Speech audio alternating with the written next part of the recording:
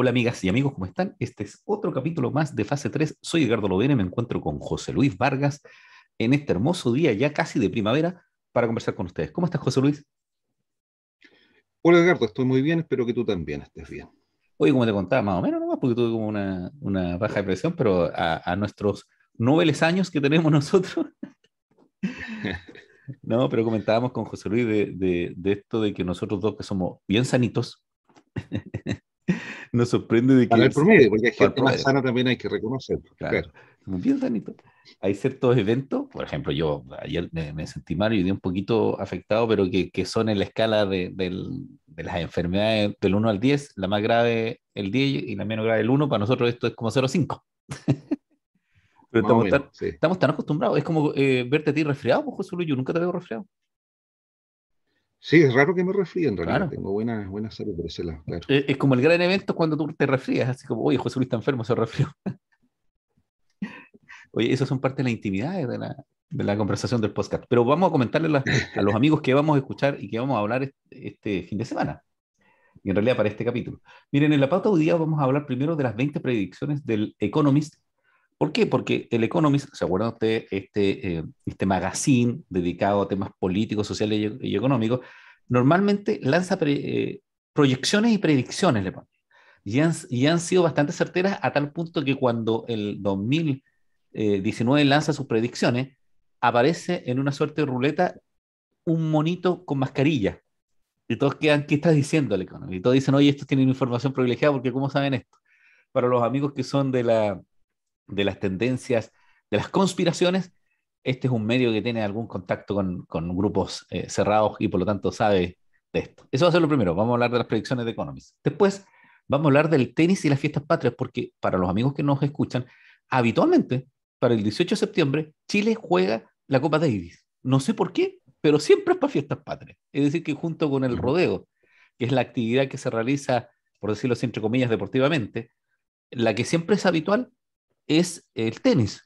Excepcionalmente no pasa con el fútbol y lo vamos a comentar qué pasó con el tenis este fin de semana. Y para terminar, vamos a hablar de un tema policial que es la captura y detención de un grupo perteneciente a la mafia china en Chile, que llamó mucho la atención por algunos aspectos. Así que, ¿qué te parece, José Luis? ¿Vamos a la primera pausa? Vamos. Bueno, vamos a la primera pausa. Este es fase 3. Soy Ricardo Lovera y estoy con José Luis Vargas.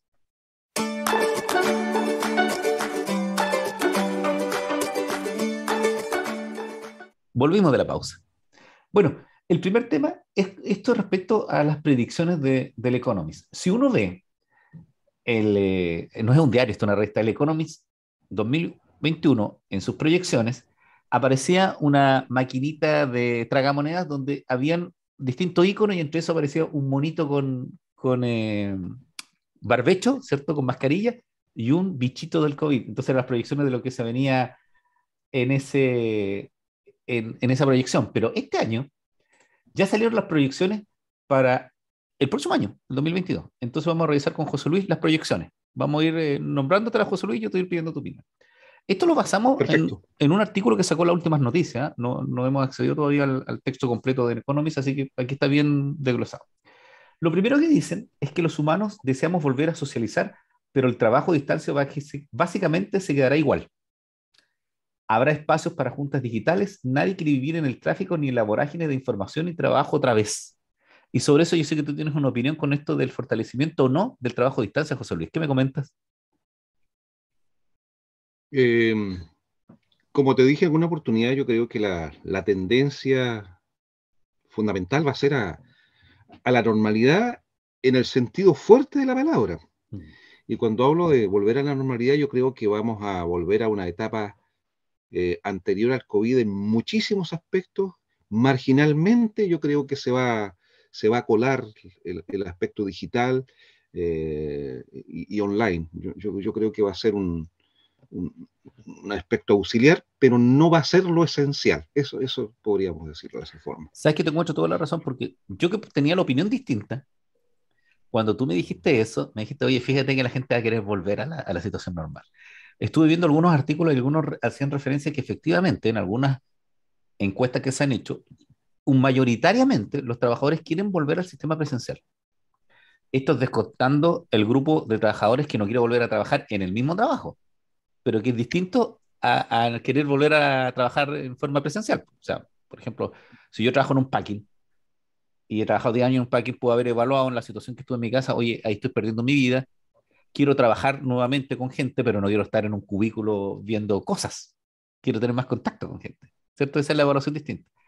Pero sí, fíjate que hay bastantes estudios que están alertando de que efectivamente la gente quiere volver a la presencialidad y los empresarios quieren que se vuelva. Claro. Y fíjate que apuntaban algo que yo te comenté, que es que existe un conjunto de empleados de castas ejecutivas que en definitiva su tarea es supervisar a otros que hagan trabajos presenciales. Y por lo tanto, si tuviéramos modalidad virtual, eso podría ser suplido a ti que te gusta por la inteligencia artificial, es decir, por algunos programas o algunas aplicaciones, y por lo tanto necesitarías un ejecutivo para mucho más personas, y por lo tanto los ejecutivos, esa casta dentro de las empresas, no quiere que suceda eso, porque pierden su trabajo. Así que tienes toda la razón, José Luis, con respecto a eso. Por lo menos hay harta literatura que indica que vamos a volver al sistema presencial, más de lo que creemos, Eso es, más de lo que creemos. Sí, más sí, de lo sí, que creo creemos. que es un Claro, punto más. Más de lo que creemos. y además que tenemos que tener otra cosa. La gente que nos escucha, que normalmente es de Latinoamérica, a pesar que siempre hemos dicho, nos escucha harta gente de Estados Unidos y un poquito de Europa, es que es distinta a las realidades, porque para la aplicación de la tecnología y el trabajo a distancia, efectivamente tú tienes que tener sistemas de conectividad mucho más fuertes de los que tenemos nosotros, que estamos en Chile, pero aquí hay cuestiones básicas. Hay muchas localidades en toda Latinoamérica que no tienen luz, entonces ¿cómo van a tener internet? Entonces, ¿cierto? O sea, la posibilidad técnica existe, pero no se va a usar a nivel extremo como se pretende predecir. Mira un ejemplo bien simple, el tema de los celulares. Eh, Todos tenemos la posibilidad de usar la cámara Claro, cuando nos comunicamos y no la usamos. no lo usamos Es tanto. raro, yo no veo, claro. Nos quedamos con la voz solamente. Sí, tienes razón en eso. Y de hecho, con el WhatsApp la gente está usando mucho el audio, Claro, ¿cierto? Mira, más que la escritura. más que la escritura, respecto a esto también el Economist dice, las oficinas cierran en un porcentaje altísimo y ese modelo trazado es retomado por tecnologías de vanguardia, que es como lo mismo, o sea, sí, pero, o sea, sí vamos a ir hasta ese camino, hoy estoy trabado, sí vamos a llegar a eso, pero no va a ser tan rápido como creíamos, Claro. ¿cierto? Después algo que me llamó la Puede atención ser. que tiene que ver con la hotelería y te quería consultar con respecto a otros Otra rubros actividad. económicos. Claro, mira, dice, desaparecen por lo menos 50% de los hoteles de convenciones. Nunca regresan los viajes, congresos o reuniones de trabajo como eran, si es que se pueden hacer en línea. Entonces, ¿cuál es mi opinión? A nivel del turismo, yo creo que sí, mira, es posible que desaparezcan algunas convenciones menores, pero hay convenciones que tenían otro objetivo más allá de reunir al grupo de profesionales o empresarios. Por ejemplo, te voy a hablar claramente de las convenciones médicas.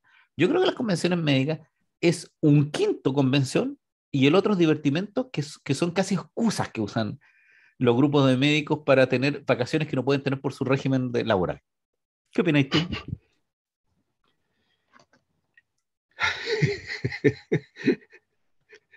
Mira, complejo tema.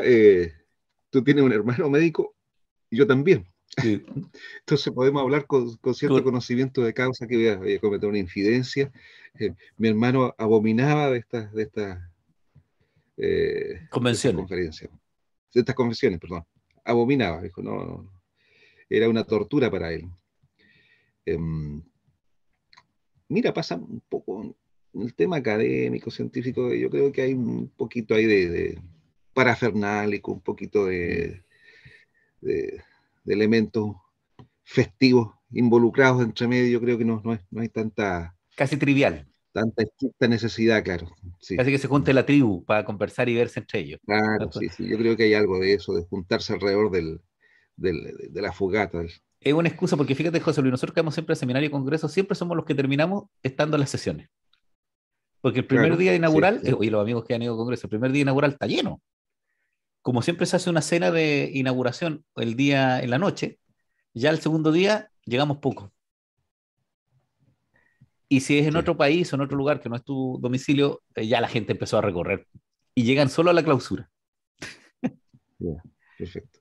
Entonces, no, yo creo que sí, va a haber una modificación. Tenemos claro, sí, que la hotelería va a sufrir cambio porque va a tener que vender seguridad, pero sin duda alguna, yo creo que hay un alto porcentaje de gente, de personas, que restringía sus ingresos y no lo utilizaba en viajar porque tenía, según ellos, otras prioridades que hoy día está evaluando, oye, me podría haber muerto y no conocí el mundo. Y por lo tanto va a salir a viajar. Y eso implica fortalecer la hotelería, Sí, ¿cierto? sí, Después, mira, dice, las casas se vuelven más tecnológicas y adaptadas al trabajo diario. Muchas empresas se dedicarán a solucionar las necesidades de trabajar desde casa. Ahí sí yo creo que sí. Yo creo que había un alto sí, aumento en la tecnología domiciliaria. eh, eso sí, ¿verdad? Sí, claro. Sí, eso es indiscutible. Va a pasar Está eso porque, ocurriendo y va a seguir ocurriendo, claro. porque piensa tú desde esa aspiradora, que a mí me da risa ese circulito aspiradora que es más que nada para ciertos tipos de pisos. En mi casa yo no podría. Pero se vende masivamente. Cuando uno habla de tecnología no es que uno tenga un robot en la casa, es que mejora muchos procesos. Por ejemplo, la cocina de olla lenta, que ya no es la cocina de presión, sino una cocina con un sistema monitoreo computacional donde tú puedes hacer más de 7 u 8 preparaciones, que en realidad es echar cosas a la olla y apretar botones nomás, ¿cierto? Claro, claro, sí. Las cámaras digitales, el riego automático, el manejo Sí, de luces, eso está pasando. eso está pasando, sí, sí, indudable eso. De hecho, piensa tú que a mí me llama No, mucho la atención que nosotros tenemos, por ejemplo, en la casa mucho equipo con conexión Bluetooth, donde tú escuchas la radio en otro extremo porque estás con tu celular. Y yo estoy haciendo la fuerza para comprar una, no están tan cara ahora, ampolleta, ¿cómo se llama esta ampolleta? Pues le voy a decir digitales, pero está mal dicho, que son aquellas que tú puedes manejar con el celular, ¿cierto? Y con uno de estos programas de inteligencia artificial que tienen distintas empresas, como, se me olvidaron los nombres, ¿te acordáis tú? ¿No? Que el Google tiene su inteligencia artificial que tiene un nombre, la otra inteligencia artificial que tiene Apple, que son estos dispositivos que te contestan con la voz, en definitiva. ¿Cierto? Vamos a llegar a eso. Oye, ¿por qué quiero ampolletas, José Luis? Es para no levantarme a pagar cuando se me queda una ampolleta encendida. comodidad, Comodidad, finalmente. güey. Claro, ¿Qué claro. piensas tú con las Bueno, casas y la tecnología apunta a eso, en realidad, para satisfacer esa necesidad de comodidad. Claro. Después dice, la productividad ya no depende de un jefe que te revise, ahora una plataforma medirá tus resultados. Es que eso es así ya. Eso es así, pues, Nosotros indudable. lo vivimos en la docencia. Tenemos control de plataforma a través de los indicadores de cuántas veces te metiste en la plataforma. Claro, Si claro. llenaste en un cubículo, me imagino yo que en aquellos que tienen que, por ejemplo, en un call center, que tú tienes que hacer una cantidad de llamadas, que yo lo escuchaba, tú tienes, por ejemplo, que hacer 600 llamadas, eh, al final del día o en ciertos periodos te indica, perdón, usted lleva 20 y no va a alcanzar a terminar su productividad hoy día. ¿Qué le pasó? Claro, claro. Porque el que hacía trabajo en casa, lo que pensaba era, voy a tener menos vigilancia de mi jefe y voy a poder estar más tranquilo. Claro. Y esta vigilancia es certera, es implacable, además. Implacable. Mira, ¿sabes Mm, tú que yo hace años atrás estaba con esta onda del teletrabajo? Había cerrado mi oficina antes de que comenzara el COVID, como 8 meses antes, porque a pesar de que nosotros tenemos oficinas propias, es un gurú de trabajo a distancia decía que cuáles eran los problemas de trabajar en la oficina, José Luis. Uno, la pérdida de tiempo era el principal, porque a ti te hacen perder tiempo. Tu jefe que te dice, oiga, deje de hacer eso, haga otra cosa, perdiste tiempo. Las reuniones, la atención al cliente, porque llega gente que te viene a preguntar cosas, y lo otro son los colegas, que te hacen perder tiempo. Entonces, por eso se torna más productiva la casa, porque tú, y de hecho él tenía un estudio donde tú dedicabas mejor tiempo y eras más productivo, y era en el traslado en el transporte público, en la noche o muy temprano en la mañana. Entonces los horarios no calzan con el horario laboral. Hoy después dice, todo lo rutinario se vuelve virtual y un esquema de suscripción. Lo rutinario es virtual y suscripción. Por ejemplo, ¿qué cosa? La iglesia, el arte, el gimnasio, el cine y el entretenimiento. ya. Eso cuenta. ¿Tú viste Sí, alguna yo en líneas generales estaría de acuerdo con eso, viste sí. cine o Sí, alguna o compraste alguna entrada a algún evento online en este ciclo de pandemia, ¿no? Pasaje. Pasaje. Ya. Yo vi un estreno de una película. Ya. Al principio de la pandemia, compramos un ticket virtual y vimos una película en estreno. Una película chilena. ¿Cierto? Vimos esta de Torero. O sea, tengo miedo a Torero. Ya. Sí, sí. Y sabes tú que más allá de que utilizamos una pantalla gigante y todo, porque hablamos con un data, evidentemente la sensación del cine es distinto. Nosotros no tenemos, como te dijera, estos equipos de sonido más amplificados que está el cine, pero es que en la casa cualquiera puede tocarte la puerta. O sea, estamos en pandemia, nadie va a tocar, pero hay eventos que no te hacen tener esa continuidad en la película o en otro evento que tú en la casa lo pierdes. Yo soy Claro, malo para los claro, claro. espectáculos deportivos en vivo, no sirvo. Cuando vivo el estadio me aburro. Pero Ya. creo que sí hay ser, no No estoy. estás diseñado para los espectáculos No, masivos. pero sí creo que hay cosas. Por ejemplo, me llama la atención que hay gente que efectivamente hace gimnasia contratando vía internet. Así. Sí, pues. Pero, pero como tú siempre dices, José Luis, que estos son cambios de época, ¿te acordáis de la James Fonda? Me acuerdo de la famosa Jane Fonda, Que sí, ella pues, por vendía, supuesto, inolvidable. ella vendía, fue la primera que vendió clases de gimnasia en VHS, en cassette de video. Claro, exactamente. Entonces lo mismo nomás, pues cambiamos el formato. Y Cambiamos el formato, pero es lo mismo. Claro, sí, sí, claro. Después, totalmente de mira, acuerdo. ¿qué dice el Economy? Dice, las empresas que no inviertan por lo menos 10% en nuevas tecnologías van a desaparecer el 2022. Es duro, ¿eh? Depende de qué empresa. Yo habría que distinguir. ¿Ah? Yo creo que no sé si sea tan categórico decir eso, pero hay que, yo creo que de mediana empresa y gran empresa, es claro que va a ser así, probablemente así, pero hay empresas pequeñitas, mínimas, que yo creo que no va a ser determinante ese factor. Yo a mí lo que Por me llama... ejemplo, un ejemplo, Dale. ¿para qué va a necesitar ese 10% de tecnología el kiosquero de la esquina para vender sus revistas y el diario? No Yo tengo entiendo, un ¿no? dato de en qué lo necesita. El A ver. pago con tarjeta electrónica. Ah, ya, claro, claro, claro. Sí, sí, sí, sí. Ese es el porcentaje de tecnología que necesita. Claro, pero cuando hablas No, de claro, desaparecer, está pensando en otro en sentido, otro sentido, no en lo que ¿cierto? tú me estás No, diciendo no acá. es la baja de venta. Exactamente. No es la baja de venta. Oye, ¿y sabes tú que para apuntar a otro y no seguir con ese mismo, dice que algo que te interesa a ti, el manejo de datos personales se vuelve más delicado y las grandes plataformas cambiarán? Duda. Yo creo que Desconfías de todo no, eso.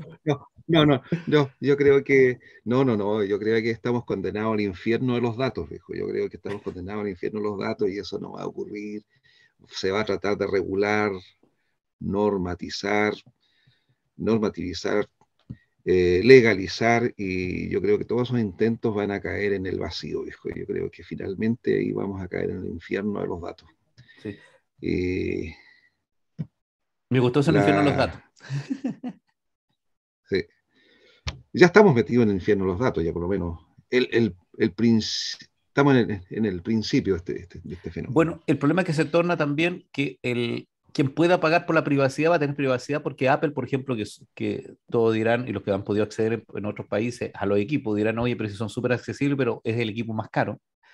Es el ecosistema digital más caro, pero es el más seguro y está apuntando a venderte privacidad. Y por lo tanto, se produce el contrasentido que tienes que tener dinero para tener privacidad. Privacidad de datos.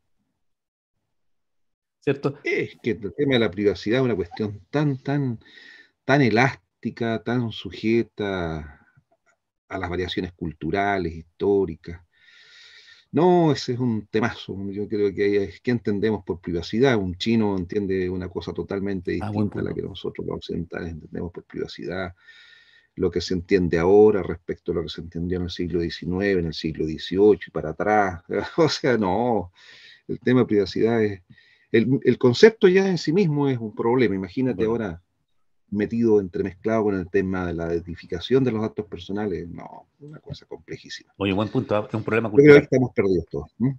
Ya, y ¿Sí? después dice, el comercio sigue creciendo, pero en línea. Entre jugadores como Facebook, TikTok y YouTube que competirán con Amazon. Cierra un porcentaje cercano al 50% de tiendas físicas globales. ¿Has visto menos tiendas? No tengo el dato, no tengo la percepción como para decirte sí o no respecto de eso, pero es probable que sí que haya ocurrido.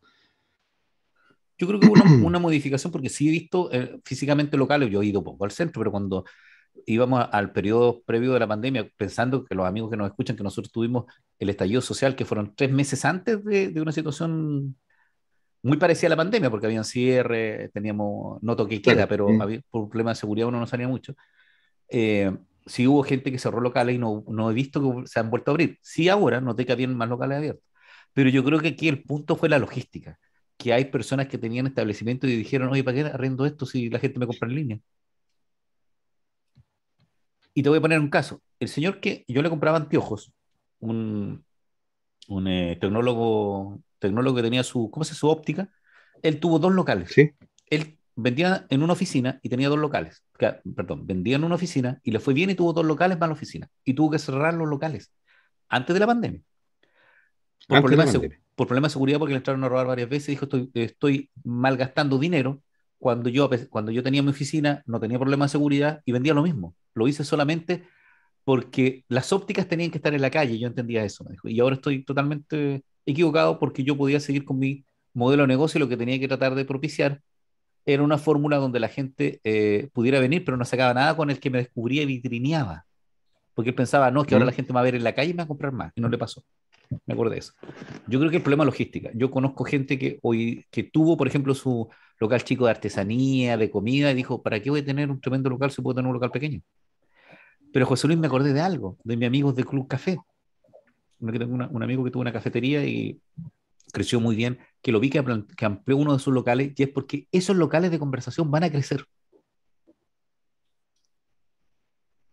¿cierto? Los locales vinculados a socializar van a crecer. Claro, claro, sí, sí, sí. Porque eso fue la activación que vimos nosotros de la gente reuniéndose, café.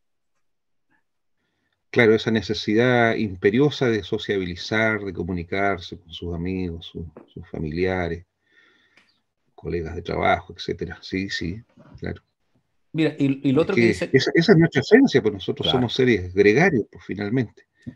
yo creo que ahí va. Y mira, y hay otra cosa, y lo último, hablando de este tema, podemos seguir otro día con el mismo, dice, el cambio climático será un tema muy hablado y apoyado. Grandes industrias seguirán transformándose y se generalizará el uso de la inteligencia artificial para hacer mejor y sostenible ambientalmente la producción de bienes y servicios. La adopción de las bicicletas como transporte principal seguirá creciendo. Cuéntame la bicicleta. La bicicleta, bueno, te lo digo con conocimiento directo, sí, efectivamente, eso sí se ve, se visualiza. Yo soy un usuario de la bicicleta y bueno, y las ventas han sido, el aumento ha sido explosivo el de la venta de bicicletas. Y se nota en las ciclovías, es muy notorio. ¿Cierto? Aquí en Chile, me imagino que eso también debe ser un fenómeno que se está dando en todo el mundo. Por ejemplo, en Temuco se está Eh, rompiendo ese paradigma de que cuando llueve no puedes andar en bicicleta. yo he Sí, po. salido a andar en bicicleta con lluvia. Y cada uno dice, ¿cómo los holandeses? Pero ojo, yo decía, sí, pero también tienen ciclovías techadas, ellos. Tienen ciclovías abiertas, pero tienen un gran porcentaje techadas. Y una cosa que nos falta a nosotros, pero vamos a llegar a eso. Hay aumento. Y sabes tú que lo último, dice en el punto 20 de estas predicciones, el mundo está viendo este año un nuevo inicio, un renacimiento. La gente replanteará sus metas personales de trabajo, de salud, de dinero y espirituales. Parece como si estuvieras leyendo el tarot ya. Vienen grandes oportunidades para satisfacer todos esos requerimientos y cambios de pensamiento. ¿Cómo encontráis la última proyección? No, lo encuentro soñador, lo encuentro utópico. No, ahí estoy en gran parte en desacuerdo con esa predicción. Yo creo que no va a ocurrir ese replanteamiento espiritual. No, para nada. O sea, a lo mucho a nivel del billete, a nivel económico, pero nada más que eso. No. No esperemos más que eso. Ese es un sueño, hijo. No. Ahí sí que me la juego que no. Me la juego que Sabes no. tú que yo voy a hacer un cambio de opinión, porque normalmente en esto siempre tengo yo una opinión Sí, pues no, contraria a por lo, a lo supuesto, hay tuyo. matices aquí, hay matices. Normalmente Claro. tengo una opinión contraria a lo tuyo, pero voy a tener que agachar el moño, porque yo siempre soy más optimista y creo que esa parte del artículo lo escribió alguien que quiere que sea así, Que es ¿Qué distinto quiere que que vaya a sea así? ser, Claro, claro, que es distinto que claro, vaya a ser claro, así. claro. Yo creo que nosotros como estuvimos conversando a principios del año pasado de Sopa de Wuhan y veíamos esta discusión entre CICET y, ¿cómo se llama el otro? ¿Pyongyang? ¿Cómo? Eh,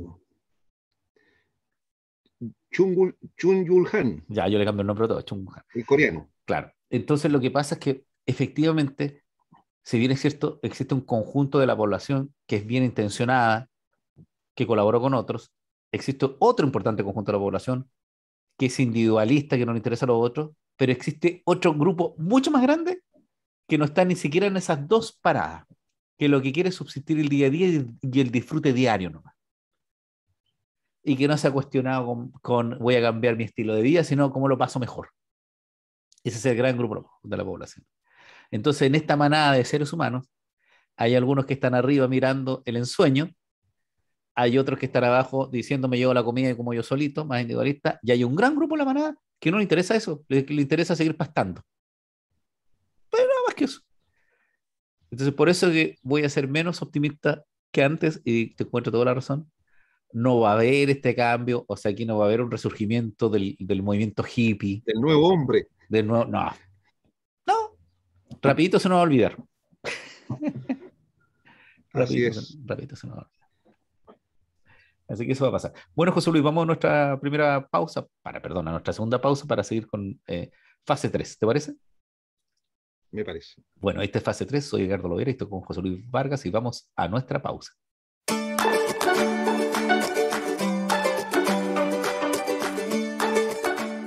Volvimos de la pausa y ahora vamos a hablar del tenis y las fiestas patrias. Bueno, para los amigos que no son de Chile o aquellos que recién están llegando a Chile, tienen que saber que se jugó esta semana la Copa Davis y Chile cayó ante Eslovaquia. ¿Cierto? Esto para ascender al famoso grupo mundial o al grupo intermedio. Ya me perdí. Pero lo interesante de esto, ¿qué es? Es que sucede que el tenis en Chile, normalmente a nosotros nos ha tocado partidos de tenis en estas fechas, siempre en fiestas patrias. Yo tengo pocos recuerdos de fútbol en el 18 de septiembre, que es la fecha de las fiestas patrias en Chile. Recuerdo, por ejemplo, un partido entre Chile y Argentina en Mendoza, que ganó Chile con una chilenita más encima, y unos pocos partidos, pero siempre es tenis, siempre tiene que ver con la Copa Davis. No me acuerdo, tú que eres más tenista, José Luis, cuando jugó Pato Cornejo, ¿fue en esta fecha también o no? Cuando llegamos Tengo la impresión que sí, ¿ah? a la final de Tengo la la Copa impresión que Davis, sí. Tengo la ¿cierto? impresión que sí. Claro, y nos pasó eso y regularmente teníamos, cuando teníamos nuestra generación dorada, que era el Chino Ríos, Nicolás Mazú y Fernando González, también jugaban en esta época. Claro. Te voy a Mira, contar, sobre esto tengo. dale. Sí, perdón, dale, nomás. No, el último dato que conversas tú es que Wikipedia indica que el tenis en Chile es el deporte más exitoso y su práctica es masiva, mayoritariamente en el Mira, masculino en las áreas urbanas acomodadas. Y es el deporte mira, más exitoso. mira, justamente iba a señalarte ese punto. Eh, Chile en general es un país muy poco deportivo, Mm. pero dentro de ese contexto del poco deporte, el que complementa un poquito esto que acabas de señalar, Edgardo, el tenis es el único deporte nacional que tiene historia. Tú puedes Mm. registrar en distintos momentos de nuestra historia contemporánea, siglo XX y lo que va del XXI, puedes registrar una historia de éxitos. Mm. Y así hay figuras tenísticas, desde Ayala hasta el Chino Río y actualmente el nieto de Jaime Fillol. Pero siempre hemos estado más o menos destacando en el tenis, hemos sido exitosos, relativamente exitosos en este deporte, versus el fútbol, que los éxitos son muy mínimos y excepcionales dentro de la historia. Por lo tanto, no me hace un poquito de sentido esto de que sea el tenis una competencia que coincida con la fecha de nuestras celebraciones nacionales, porque lo encuentro más lógico, lo encuentro más coherente que si fuera el fútbol. Entendamos que la Asociación de Tenistas Profesionales, la ATP, no es que programe esta cuestión para celebrar el 18, es porque es su programación internacional y en la época supongo yo que no habrán grandes torneos, pero siempre calza para el Claro, 18. Es como Ahora que... yo hago una especulación, ¿sí? Dime, te Dale. escucho, dale. No, Sino que, si no se me veis la idea, sí, que ¿por qué? ¿Por qué el tenis y no el fútbol? Yo tiendo a pensar, fíjate que si hacemos una especie de raconto, recuerdo histórico, puede ser, esta es una hipótesis nada más, habría que comprobar lo que tiene que ver esto con la influencia británica y la explotación de las minas por capitales británicos en el norte, en el siglo antepasado y pasado, ya. claro, pasado, principio del siglo XX. Oye, te leo los rankings, tengo los rankings aquí de los tenistas, ya que nombraste algunos, que tienes tú toda la razón. Primero lo tengo en el formato histórico, para que nos sirva, no somos periodistas deportivos nosotros, pues, sí, nos podemos equivocar. Mira, lo que pasa es que tú nombraste, tenemos a Anita Lizama, que fue primera en la década del 30 y en 1940, a Luis Ayala, que fue quinto entre 1950 y 1960, que son los más antiguos, tú nombraste allá. Pero te quería decir cuáles son los rankings que hemos tenido, cuáles son nuestros mejores exponentes. Marcelo Ríos fue primero en 1998, ahí tú hiciste la proyección 6 años, 7 años antes. Preciso, sí, Tú hiciste la proyección en 90, 1990, el 90, en claro. 90, 8 años. Fernando González fue quinto el 2007, Mazú fue noveno el 2004, Gilde Meister fue 12 en 1980, Jaime Fillol fue 14 en 74, Cristian Garín, que el que jugaba ahora, estaba 17 en el 2021. Oye, a mí siempre me llamó la atención porque Hans Meister fue 12. Yo no sabía que había avanzado tanto. Sí, sí, sí, fue dos, Ya. efectivamente. Pedro Rebolledo fue 36, Nicolás Harris 38, Ricardo Acuña 47, Patricio Cornejo 65. Vamos a llegar hasta ahí porque lo otro, ¿para qué? Y en dobles, Hangel de Meister fue quinto, Velus Prayú 17, Jaime Fillol fue 23, Fernando González 25, Julio Peralta 29, no lo había escuchado, Nicolás Mazú 31 y Nicolás Harry 40. Esto es Ese es lo... el nieto de Fillol. Claro. Y en categoría femenina, tenemos Mm. que la clasificación comenzó en el año 75, por eso que cuando se habla de Anita Lizama es una actualización, es como si fuera ella de esta época, ¿cierto? Tenemos que Silvia Burros es 117, Daniela Seguel 162 el 2018 y Germanín Ojaku 162 el 78. Y las doblistas, Alexa Guarachi el 2021 es 12. Ella ha salido harto, ¿eh? Mm. Sí, Y sí. Daniela Seguel 110. Y claro, y los mejores títulos que tenemos son un Gran Slam con el Chino Río, un Gran Slam con Fernando González, y sin duda alguna lo más importante son dos hitos, Marcelo Ríos número uno mundial, y evidentemente Nicolás Mazú con las Dora, los Las dos, medallas de oro olímpicas. que yo ahora que vi la última Olimpiada dije, oye, es re difícil tener dos medallas en tenis, Claro, muy difícil, sí, porque tienes que ganar individual y doble. claro. Es más fácil, por decirlo así, en algunos deportes donde tienes más variables, por ejemplo, atletismo, porque puede ser de 100 y 400, gimnasia, que tienes distintos aparatos, puedes haber ganado, pero ahí tienes dos categorías, salvo que ahora pongan esta mixta. Creo que hay mixta ahora, ¿cierto? Donde un doble mujer-hombre. Entonces Me parece que sí. podría haber alguien que sacara 3 medallas de oro. Es Bueno, complicado. ahí está la comprobación de lo que te señalaba, que efectivamente hay una historia que uno puede registrar y revisar, eh, Yo cosa que no ocurre con el fútbol. estaba viendo cuándo fue en la Copa Davis. Ah, claro. Estoy 78 fue eso, ¿cierto? Ay, ese meme. 76, 78. Claro, que todos dicen que podríamos haber ganado y todo, pero afectó esta cuestión de que no iba a venir. ¿Suecia? ¿Jugamos contra Suecia o no? Ya ni me acuerdo, José Luis, contra quién jugamos. Ha pasado tanto tiempo. John Borg era uno de los contrincantes, el sueco John Borg. Aquí estoy buscando dónde estaba el Y periodo. en otra de las, claro. Te escucho. También con Italia disputamos. Ah, también. Había un famoso tenista que se llamaba Adriano Panata, que era la bestia negra para nuestros tenistas. Adriano Sí, bueno. Panata. Estaba viendo dónde llegamos a la final. Bueno, los amigos que si nos escuchan van a poder decirnos cuándo fue, pero estuvo el Pato Cornejo, porque yo tenía mis zapatillas Patricio Cornejo. Así Bueno, es. bueno, esto, y apuntando a los deportes, tú tienes razón, que es lo injusto, pero también se dice más caro el tenis, pero efectivamente hay pocos recintos cerrados en la zona sur, solo teníamos Valdivia, ahora hay unas canchas más cerradas, hay algunas variables. El tenis es, sin duda alguna, se dice el deporte individual más exitoso porque se apuntaba al fútbol como el deporte colectivo más exitoso, pero se olvidan del hockey, porque El hockey también, el sí. hockey ha sido exitoso. O sea, el hockey fue Sí, sí, vicecampeón mundial. claro. El fútbol ha sido tercero, ¿no? Pero su historia es más cortita, Y sí. más cortito. Es más Claro. cortita. Ese es el Y, detalle. y tú tienes razón que el tenis sí nos ha dado harta impronta y esperemos que nos vaya muy bien. Estas cosas que en los países que no tienen una política deportiva sustantiva, de que surjan personas como Nicolás Massú, el Chino Río o otros deportistas como González en lo que corresponde a la gimnasia o futbolistas. Excluyamos el fútbol porque es profesional, pero todas las otras ramas, todo lo demás es esfuerzo personal y talento personal, ¿no? Porque no hay una política pública que los apoye. O sea, no me pueden decir, cuando dicen, no, pero si hay política pública, oye, ve si pagarle un pasaje a un deportista no es política pública. Que no pueda llegar a su entrenador es el reflejo de que no es. El que no pueda vivir de eso es el reflejo que no es. ¿Cierto? No, Claro, entonces no, pues así nos es. falta. Nos falta así.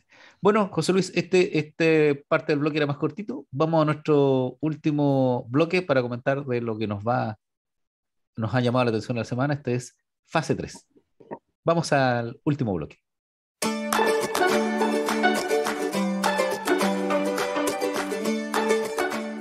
Volvemos al último bloque. Hoy hablamos poco del tenis, ¿eh? Yo encontré que íbamos a estar más motivados, pero nos faltó información. Pero vamos a este tema, fíjate, que te tiene que haber llamado la atención. Durante la semana se dio una noticia porque se produjo un operativo de la Policía de Investigaciones de Chile, la PDI, para detener en Santiago a un grupo que traficaba marihuana y otras drogas, pero que tenían una importancia relevante porque eran de la mafia china. Entonces, esto uno dice, pero ¿cómo? Habían indicios. ¿Y qué es lo interesante de esto, José Luis, para contarle a los amigos? Lo que pasa es que ellos tenían cultivos indoor, pero no se imaginen ustedes estos cultivos donde hay dos matitas. Ellos tenían bodegas dentro de centros comerciales, no los más importantes, periféricos, bodegas gigantes, donde tenían en indoor cultivos, se supone que con chinos de mano de obra medio esclavizados, más una vinculación con prostitución y otro negocios más que hacían que pudieran llegar, pero es el mismo modo operandi que usaron en Europa. Yo vi un reportaje en España y que están usando en Argentina, y por lo tanto la mafia china. Y lo interesante de esto que es que ellos para evitar la interceptación telefónica hablaban en los idiomas, no solo el chino mandarín, sino los idiomas locales de China. Alguien hizo un buen ejemplo. Es como si fueran traficantes chilenos y hablaran en mapudungún y no en español. Entonces, no sé si pudiste ver la noticia para que la comentáramos. La escuché, pero no la seguí en realidad. Salvo por el material que me enviaste, estuve viendo ahí un poco. Eh, de hecho, hay un policía de la PDI que había tenido la experiencia de vivir en China y me parece que a propósito de eso pudieron interceptar o captar las conversaciones. Me parece que ese fue el inicio de la investigación, ¿no? Pero te voy a contar que eso es anecdótico, porque mira, yo tuve clientes chinos, tuve un cliente que tenía un Ya. restaurante chino, y cuando llega un día la inspección del trabajo a fiscalizarlo, a él se le olvidó el español. Se le olvidó el español. Y empezó a hablar en chino. Y todo el lío. Discúlpenme los señores que nos escuchan que hablan español y chino y que son de... Pero él aprovechó el idioma. Cuestión que no es raro porque a Claro. mí me había pasado con gitanos, que estábamos en tratativas de negocio y conversan entre ellos. Y me pasó con haitianos. Yo creo que tú tuviste o no, que yo iba a atender a una pareja de haitianos y ellos se ponen a hablar en creolés y yo les dije que yo no los iba a atender. Y estaba con una Ya. persona que le mando un saludo, que Sí, Alejandro estaba Rebolledo. presente, me parece, sí, en tu Estabas oficina. presente tú, Sí, ¿cierto? Le dije, ahora lo recuerdo, y yo le dije que no efectivamente. correspondía porque ellos lo que estaban haciendo era conversando entre ellos, entregándose información que yo no podía entregar y eso en la relación de cliente-abogado no era permitido, porque si no me están ocultando información y por lo tanto yo no los iba a atender. Y que todo lo que iban a conversar conmigo iba a ser en español, porque si no, no lo atendía. Entonces es una práctica. Ya. En este caso, que son delincuentes, ellos cuando llegan investigaciones a allanarlo, comienzan a hablar en chino, pero sucede que hay un detective que habla chino y les habla y caen en esta situación donde chuta nos pillaron y empiezan a soltar cosas. Que no es, mira, la gente se sorprende porque el chino mandarín es muy difícil, pero hay mucha gente que hoy día habla chino. O sea, dijéramos mucha, más que antes, ¿cierto? Y por lo tanto, en algunas Claro, policías lo hay, como hay carabineros que hablan creolés, porque hay harta población haitiana ahora. Pero Chile siempre ha tenido una vinculación con China. Recordemos que Patricio Lynch en la Guerra del Pacífico hablaba chino, porque los militares chilenos de la época estudiaban en Inglaterra. Inglaterra tuvo la Guerra del Opio. Y por lo tanto, claro. tu circuito escolar, por decirlo así, militar, era ir a estudiar a Inglaterra, a alguna de las escuelas de guerra, o alguna de las marinas correspondientes, y te embarcaban y después te llevaban así como vamos a la guerra, y ibas a la guerra donde estaba Inglaterra, te Claro, podría decir. ¿Mm? claro, para que nuestros amigos, estamos hablando del año 1879 aproximadamente, 1700, 1880, por ahí, 81, siglo XIX. Claro. Entonces, era evidente que iban a hablar, iban a haber uno o dos que hablaran. Lo de Patricio Lynch encachado, porque él cuando llegan las guanaqueras al Perú y los chinos eran esclavos, y ven a este tipo llegar a su caballo y todo, y le hablan chino mandarín y dicen son libres. ¿Sabes qué tiene eso? Entonces, este detective habló en chino mandarín y estaban ahí.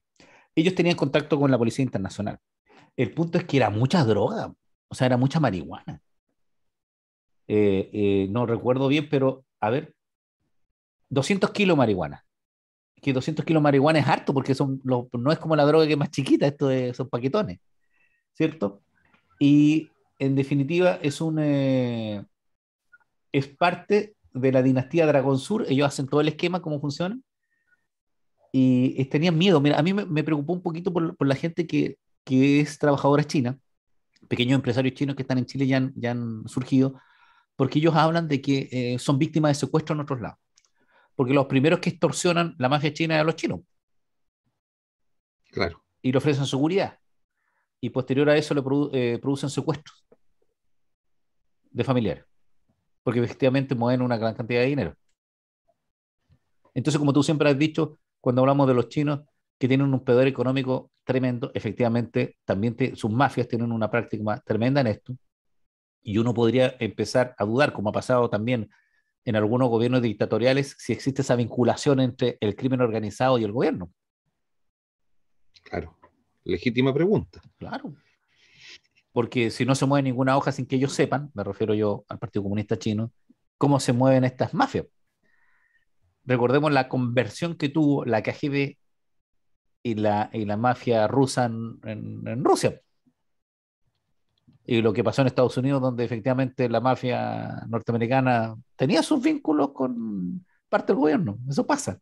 Es permeable por el poder del Claro, dinero, por el poder del miedo. exacto. José Luis, a propósito de esto, de este evento, eh, a mí me llama la atención y para los amigos que nos escuchan de Santiago, yo ya he escuchado mucha gente de Santiago que se quiere ir de Santiago por la inseguridad. Sí, yo también he escuchado eso y como que se empieza a generar un fenómeno que es la migración desde la ciudad hacia el campo, que es lo inverso que sucedió en otros tiempos en que lo propio era que migraran los campesinos hacia la ciudad. Entonces se ha invertido ese proceso, se está empezando a invertir y yo creo que se debe precisamente a la mala calidad de vida que ofrecen las urbes, las ciudades en este momento. Y el factor fundamental que está incidiendo en eso, indudable, tiene que ver con la inseguridad, con el hecho que en este momento existen verdaderas burbujas donde el Estado no impera con su aparato de seguridad. Yo creo que es eso, básicamente. No, y tú tienes razón, Y, te he escuchado mucho, y como dices tú, es casi entregarse, sabes que no, ya no se puede hacer nada acá, vámonos de acá. claro, hay verdaderos bolsones de Estado fallido en algunas zonas de Santiago. Y a propósito de las mafias de la droga, el terrorismo también, habría que señalarlo también como una burbuja, no más que una burbuja, digamos, enorme donde el Estado no está imperando en absoluto. Claro, entonces ese también es lo que sucede, y supongo yo que lo viven Y a además nivel, que están entremezclados, ¿eh? Ese otro fenómeno porque, que habría que hacer mención. las mafias de la droga está entremezclada con el tema del terrorismo. Hay una vinculación indudable entre eso, entre esos dos aspectos. Tú tienes mucha razón en eso y sabes tú que si uno dice, oye, pero si de mi ciudad no se ve agente, fíjese en las ciudades capitales regionales o si están en su provincia o su estado, las ciudades más importantes se están saliendo todavía tenemos este asunto del centro, pero los centros se están despoblando de comercio porque la gente le da miedo ir al centro por los lanzazos, ese robo corto, ¿cierto? Ese robo rápido, y está optando por irse a sus microcentros, es decir, que se está tornando en más de barrio, en más de comuna. Cuestión que pasaba en Santiago ya, y cosas que pasan en ciudades más grandes, donde tú no te movilizas al centro salvo porque te quieras ir a alguna cosa de algún servicio público que no está en la periferia, pero tú optas por moverte en tu ambiente nomás, en tu sector, a veces por temor. ¿Te ha pasado eso, no? ¿Así? Se nota, ¿cierto? Sí, pues. Porque no es que la gente se vaya a Temuco, la gente no está yendo al centro, eso es lo que está sucediendo. Entonces, pucha, es penoso que estemos sucediendo esto, pero tenemos que estar preparados. Y para eso, nuestras instituciones que tienen que ser fortalecidas. Mira, yo creo que aquí hay pecados que habría que ver qué tanto, o sea, yo creo que hay pecados compartidos, pero yo recuerdo, fíjate, que hubo gente que advirtió este fenómeno hace 20 o 25 años atrás. Ya. Y le bajaban el perfil, no, si Chile tiene esto controlado, que esto no es problema, que no generemos alarma en la población, el Estado tiene los mecanismos para controlar esto. Hace 25 años atrás. Yo, Miren lo que yo, estamos ahora. yo sé de quién puedes estar hablando tú. Estás hablando de Libardo Buitrago. Libardo Él fue Buitrago, uno, uno de sí, esos. Libardo Porque Buitrago, claro, él es colombiano, es colombiano periodista de origen. colombiano, tiene la gracia porque él fue, si no me equivoco, fue parlamentario muy joven en su país y a él le tocó vivir todo el problema de la droga en Colombia. Y él apuntaba que en Chile se minimizaba el problema. Y lo apuntaba en su época en que era uno de los comentaristas que más se escuchaba, que estamos hablando efectivamente de los años 2090, ¿cierto? Que era el minuto en que se podía ponerle coto al problema, pero se dejó hacer. Y tenemos las consecuencias ahora, donde el cáncer ya tiene metástasis. Claro que sí, hay que ponerle paño a eso y no se sabe efectivamente cuál es la política pública más correcta, si es la liberación, por ejemplo, el consumo liberado o el fortalecimiento de las policías. No ha habido una respuesta en ningún país que sea tan importante como para poder decir esta es la fórmula. No hay unanimidad respecto de la fórmula para solucionar el gravísimo problema mundial, ¿eh? Porque esto hay que decirlo tampoco, no es un problema de Chile solamente, este es un problema mundial. Claro, y eso pasa. Y pasa por el mayor consumidor del mundo, porque es Estados Unidos. Ese es uno de los Claro, puntos. Oye, ¿te parece, José Luis, que demos por terminado esta parte de nuestro capítulo y vamos a las recomendaciones y hacemos una pausa? vamos, Bueno, vamos a una voy a pausa. buscar el libro mientras tanto. Bueno, esto es fase 3. Soy Edgardo Lovera con José Luis Vargas y nos vamos a la pausa.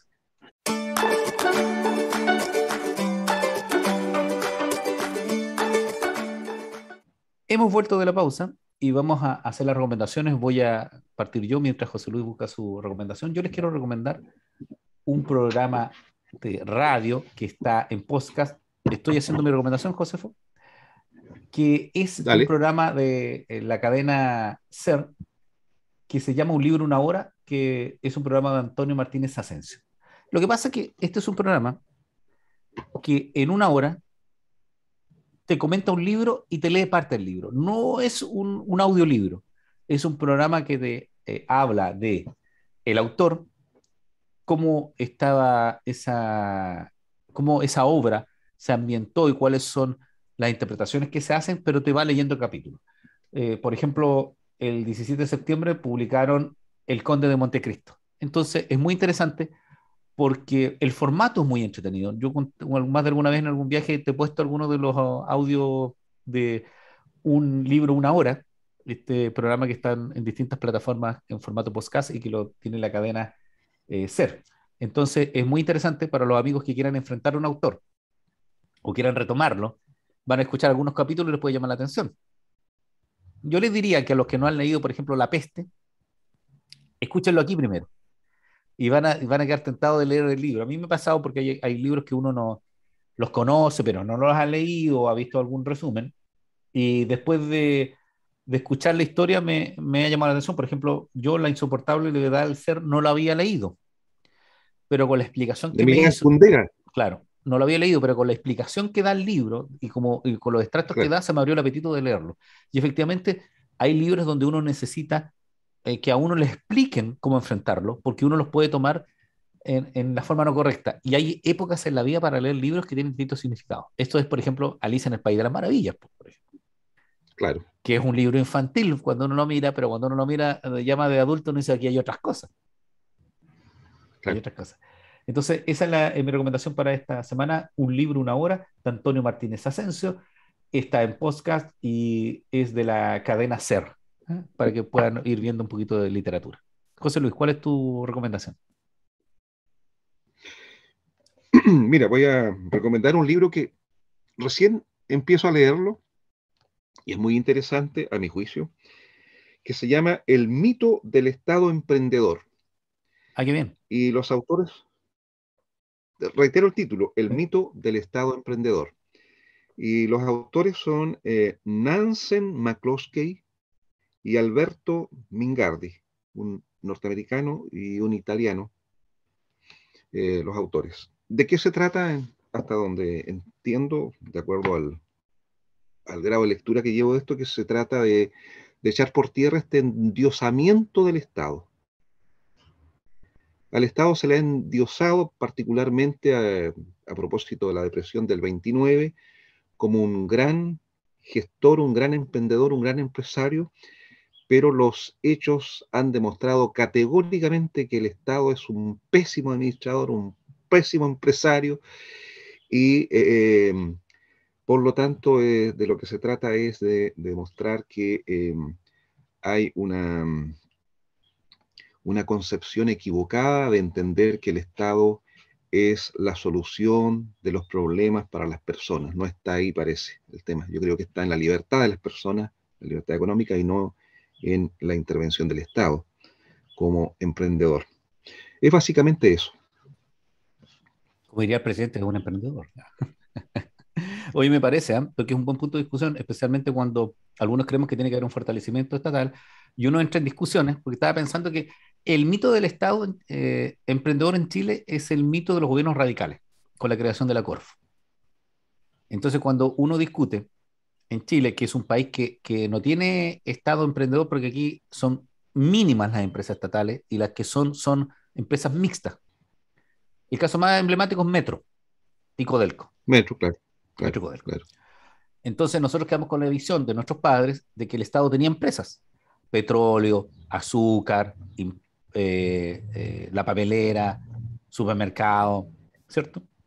Y sin duda alguna el proceso de privatización vinculado a las carreteras demostró que podría ser esto, pero ¿dónde está el punto de los servicios básicos? Donde uno dice, oye, si el agua siguiera siendo estatal, ¿qué pasaría con eso? Yo siempre he dicho, por ejemplo, mira, me gustó el tema con el Transantiago. El Transantiago tiene distintas líneas que son licitadas. Yo siempre he dicho que el metro debiera acoger una licitación, porque nosotros estamos dando mucho dinero a ese sistema privado. Pero hay que ver una modalidad mixta. Yo creo que el problema del Estado, como dices tú, emprendedor, que es el Estado sin control. Claro. Pero me voy a leer el libro porque no estoy opinando de una cuestión que no he leído y ahí tienen que Sí, haber sí, no, datos por muy supuesto. fuertes de modelos Exacto.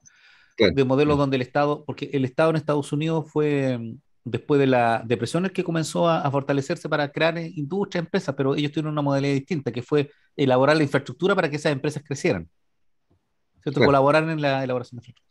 Muy bueno, ¿me das el nombre de nuevo para que los amigos lo escuchen, José Luis? Ya, de nuevo, con calma. El mito del Estado emprendedor. Autores, disculpen, mi pronunciación es muy mala, pero a ver, los autores, Nansen McCloskey Ya. y Alberto Mingardi.